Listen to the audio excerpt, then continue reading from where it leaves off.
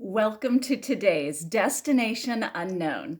I'm your host, Alyssa Hall. Welcome today to my other vacation. Obviously, I'm in a very different place today. I'm so excited. I got to come and visit my parents. I'm here at my dad's house. It's the first time since before COVID began. So it's been over a year and a half since I've been able to get out and visit. So today I'm bringing the podcast right here with me, where you can enjoy a little bit of the view also. I was going to record outside, but there's a little too much street noise out there. So I thought this might make a little bit more intimate setting so that you can hear me while we talk about our very last palm lesson. So today is lesson 10 or lecture 10 of the 10-part series. So this is our final Palmistry 101 series class. And at this point, once you finish with this one, these are really the basics that I use for almost every reading that I do. So part of the goal for this series was to put some real skills into your hands, literally, as a reader, so that you would have the ability to take these techniques and begin to fold them into your own practice if you're interested in trying it out for yourself as well. So today, like we've been saying on the lessons 8, 9, and now 10, these are very specialized discussions that we're having, and they're not necessarily aspects that come up in every poem that you read. So today we're going to be looking at forks, tridents, islands, and squares. So those in particular, you've heard me talking about them a little bit as we go. And for example, to start with forks, that is something that I talked about, say, on the headline. The writer's fork is what you will commonly see at the end of a headline. If you see a fork on the headline, that's what that means. And we talked about it briefly on that particular lecture. And then today, it's just to tell you what all of these can be applied to, no matter where you're seeing it on the hand. So like I said, we just started with forks, and I'll see how my shadows are today and what I can I might have to use my non-dominant hand in order to give you some examples to look at today, if I can find any on my own palm. So I know that on my dominant hand, I do have the writer's fork. And the fork itself will look literally like a two-pronged fork when it comes in off the line.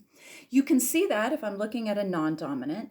Like we said, that shows up very, very commonly. I'd say about a quarter to a third of the poems that I read will have a writer's fork on the headline. But a fork to any line is thought to give strength to that line. So it's as if a line is imagined as being a river, it's as if two tributaries are feeding in to that river to give it strength. Even if technically those forks are at the end of the line. Don't take the metaphor too literally. So when we see a fork, if you see a fork that happens on the lifeline, that's giving more vitality and strength to that line. If you see it on the headline, that's giving more mentality and more interior strength on the mental level. If you see it on the heart line, we talked about how the prong will sometimes you'll see whether or not that line connects to your fingers, like we talked about in that one. Often, and you see this on me, you will see a fork coming off that line. See that? And it's pretty strong. For me, it goes almost all the way up to the finger. So that's a fork that you can see going into my heart line, and that gives strength to that line. So specifically, when you see the fork and it's pointing over here to the Mount of Jupiter, that is going to be an area associated with compassion. So it's as if it's bringing in ulterior. That's the way that we translate that when we're doing a reading and we see the fork on the heart line, is that they have the ability to see outside their own emotional awareness. They easily have a compassionate nature that can connect with other people. So that's the fork. Forks in general will give strength to the line that you're reading. So if you see a fork in any particular place, that's what it's doing there. A trident is the same concept. So a trident would be anything, just like you're thinking, if there's a 3 instead of a fork coming in or off the line. So if you see a trident shape coming in off the line, that gives even more. So it's as if there's a third tributary now feeding the line. So it gives a lot more input, and it is much more rare to see a trident than it is to see a fork. So first thing that you'll want to notice if you do see a true trident is to notice that this is a much more rare marking. So it's probably going to give some sort of more personalized aspect to the reading that you're giving to the person you're sitting or reading for. So the trident in particular, one area that I wanted to talk about today, and this is particular to my own reading style, it's very strange. I will qualify that right away. I've never heard any other palm reader who uses this technique, but it's something that I started noticing when I was reading palms more and more, especially for the public and getting outside just my hand and my friend's hand so that I could see lots of examples. And that's what's really going to help you most as a reader is after a while, you can only get so far looking at what your hand is going to provide you information-wise, and even the people around you. It takes lots of hands, lots of palms for you to really begin to see all kinds of different markings that can show up. So in particular, to bring this back to the trident, tridents are something that I started reading when I noticed that they come off, and I do not have this marking, if they come off of the ego line. Now, if you look at the ego line on my dominant hand, you can see we talked about how the ego line can either start in the center of the palm, it can originate off the lifeline and go up the center of the palm, or it can originate off the Mount of Luna, which is much more where mine comes from, and what those three markings mean. But sometimes way down here at the beginning of the line, you will see a very clear trident. So there will be three tributaries feeding into that line from the bottom, most often from the bottom. I can't think of very many examples where I've seen tridents off the top of an ego line. Tridents on the bottom of an ego line, you guys. This is my weird Alyssa only technique. I noticed people who had this were often people who I kind of think of as star people. What do you mean by that, Alyssa? This is so weird, I know. I do subscribe to the concept of reincarnation, and I do subscribe to the concept that we have multiple realities that we might be able to have exposure to in our incarnations, that Earth reality isn't the only one. And so specific to that belief, I've noticed that people who have a trident going in off the ego line are star people. They are kind of here sightseeing, so to speak, for a lifetime. They are usually extraordinarily gifted people. They have this penchant to learn everything, and they have very keen minds. So regardless of the hand shape that you might see them on, of course, if you see that on an air hand, holy moly, this person is just an intellectual mega giant. But tridents, yes. So there are these people who bring in all this information from these other experiences, so to speak, before this incarnation.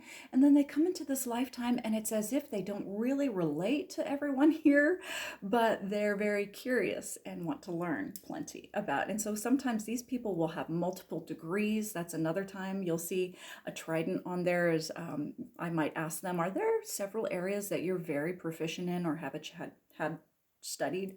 And they'll say, yeah, that's just part of their personality type. Okay, so tridents, that was our trident sidebar. Now let's get ourselves back to just regular technique again. But I give that to you, and if you ever see one, write me, tell me. They're so rare. I think they're so fascinating. So you have to give me some feedback.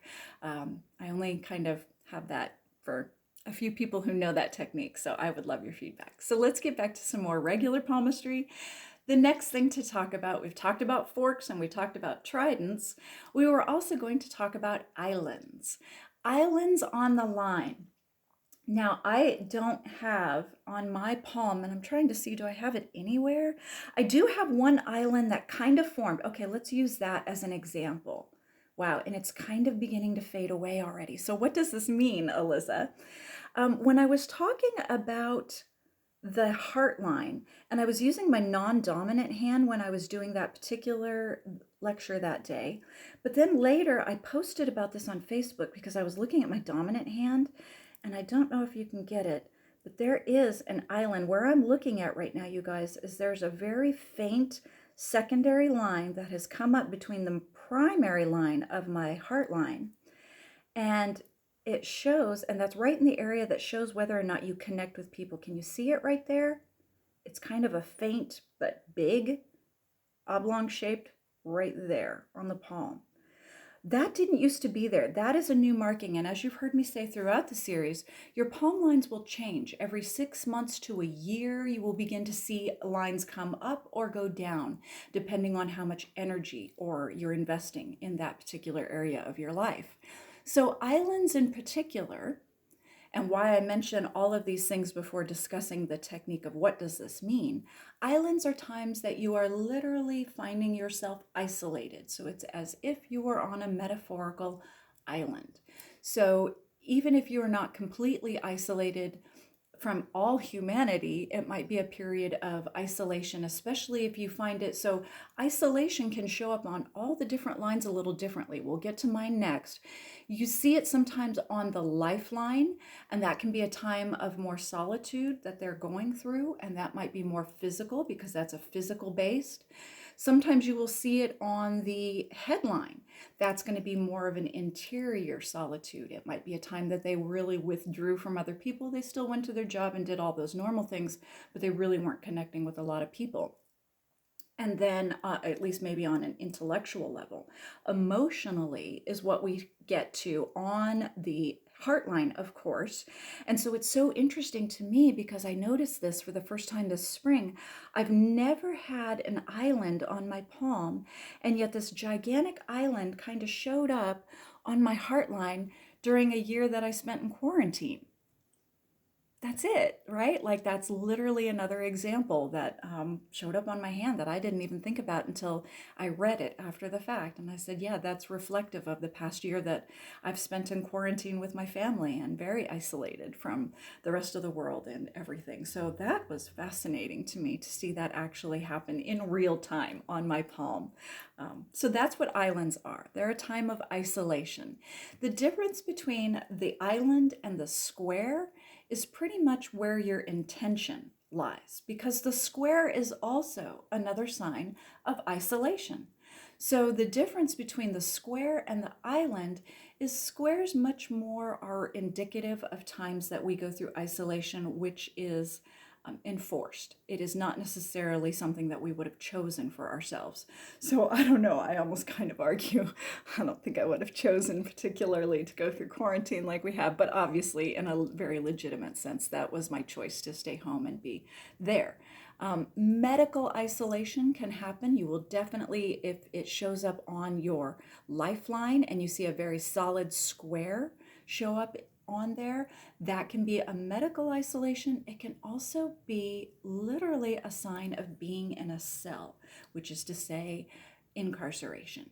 And sometimes the most common area I see squares on the palm, it isn't on the lines. It can be, it's not impossible, but where you will frequently, and I would say when I see squares on the palm, gosh, at least 50%, if not more, maybe more like 75% of the time, it's going to be down in the worry line area. And I don't have any to show you. Again, I'm getting a lot of glare on the screen here. I don't really have any great squares to show you there. The only kind of exception to this, and I guess I don't know how this applies to the technique, but if you follow Western palmistry, there's an old-fashioned marking, meaning it comes from more Victorian style palmistry, which is a square that will show up under the Jupiter again. So if you have just a square, a free-floating square, and I used to, mine kind of comes and goes. Again, you can't really see it. I'm squinting as well. Maybe you are. You can't really see any of those lines very well right now. They're very faint. But the square that shows up underneath the Jupiter on the Jupiter mount, that is indicative of what they call a teacher's square. So I don't know what that has to do with incarceration. I don't know. I'm not sure if maybe those two techniques are can just take them separately. Yes, they're both squares, but where they show up very strongly dictates what they mean. Maybe that's true. But I just know that in my training, I have learned that this is called the teacher square. And in fact, you can probably even Google it. It's such a common term when it comes to palmistry. So you will hear that a lot. The teacher square will show up. So that's the square, and that's how it's a little different than the island. So islands are much more times of isolation that we have chosen or that have we have come to, or versus the square, which is where isolation has been forced upon us, either by medical conditions or by our circumstances. And also, I guess one more thing to finish out, when they show up down here on the worry area, a lot of times that's worry for another person who's going through this. So family matters and that sort of thing can show up down here. So if it shows up here, it's not necessarily indicative that the person themselves have gone through this. It's more something that they're concerned about or might be part of their worries and their interior world. That is it. Those are the specialized markings that I wanted to talk to you about today, as far as the last things that I kind of look for when I'm going through a palm reading. Just like from the top, we always look at the depth, the presence, and the placement of those lines, and then you start to look at those specialized markings as you go. So you might be reading along the lifeline and see a trident, and that will tell you something. Wow, you have a trident at the end of your lifeline. And that will mean something to you. So then you can add that into your reading as you go. But again, not necessarily every palm will have any of these specialized markings. They're just something that you can look for in order to make your readings more individual for your sitter. And of course, I guess the last thing is whether or not they are wanting to sit for that long. Like I've said many times on this series also, everything that I see in a reading, I don't always give voice to. That sounds very mysterious, like I'm being very wooey.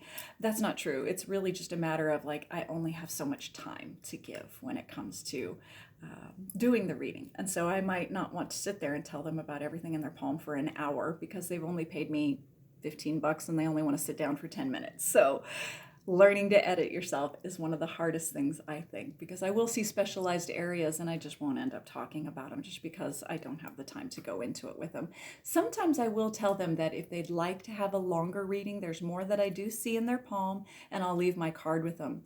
I'm a little bit careful about that technique because I feel like a lot of times as readers, we get a little bit of a bad reputation of trying to get people to come back and come back and come back. And so if people want more information, I'm happy to give it to them, but I don't want it to make it seem like I'm one of those types either. That's it. I swear that is it. That's all that I have to tell you for now about palmistry. We might do another palmistry series to get into more specialized. Like I said, this has been a series that focuses on Western palmistry, which is really based off of more Victorian style palmistry. There are other styles of palmistry available out there to learn.